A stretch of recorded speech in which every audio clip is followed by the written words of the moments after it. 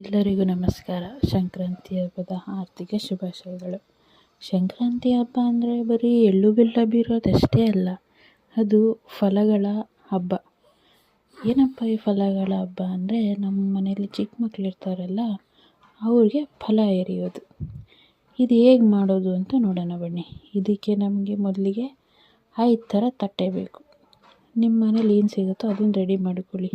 ಹಬ್ಬ ಆಗಿರೋದ್ರಿಂದ ಮನೇಲಿರೋಂಥ ಹಣ್ಣು, ಕಬ್ಬು, ಕಡಲೆಕಾಯಿ, ಗೆಣಸು, ಎಳ್ಳು, ಬೆಲ್ಲ ಇದನ್ನೇ ರೆಡಿ ಮಾಡಿಕೊಂಡ್ರೆ ಆಯಿತು.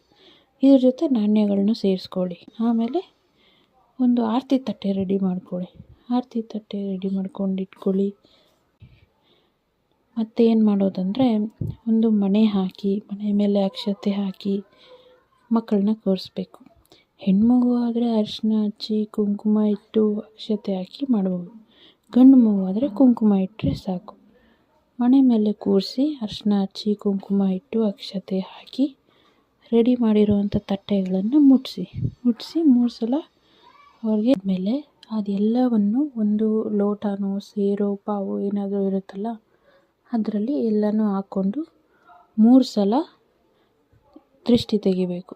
ಕ್ಲಾಕ್ ವೈಸ್ ಒಂದು ಸಲ, ಆ್ಯಂಟಿ ಕ್ಲಾಕ್ ವೈಸ್ ಒಂದು ಸಲ, ಮೇಲಿಂದ ಕೆಳಗೆ ಆ ಥರ ಮಾಡಿ 3 ಸಲ ತಲೆ ಮೇಲೆ ಫಲ ಎರಿಬೇಕು.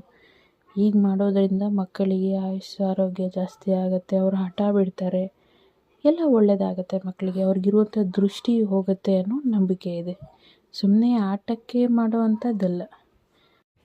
3 ಸಲ ಫಲ ಎರೆದ ನಂತರ ರೆಡಿ ಮಾಡಿ ಇಟ್ಕೊಂಡಿರೋಂಥ ಆರತಿ ತಟ್ಟೆಯಲ್ಲಿ ಮಗುಗೆ ಆರತಿ ತೆಗೆದು ಬೊಟ್ಟಿಟ್ಟು ಆ ನೀರನ್ನ ಹೊರಗಡೆ ಚೆಲ್ಲಿ. ಗೊತ್ತಾಯ್ತಲ್ಲ? ಇಷ್ಟ ಆಗಿದ್ರೆ ಲೈಕ್, ಶೇರ್ ಆ್ಯಂಡ್ ಕಮೆಂಟ್ ಮಾಡಿ.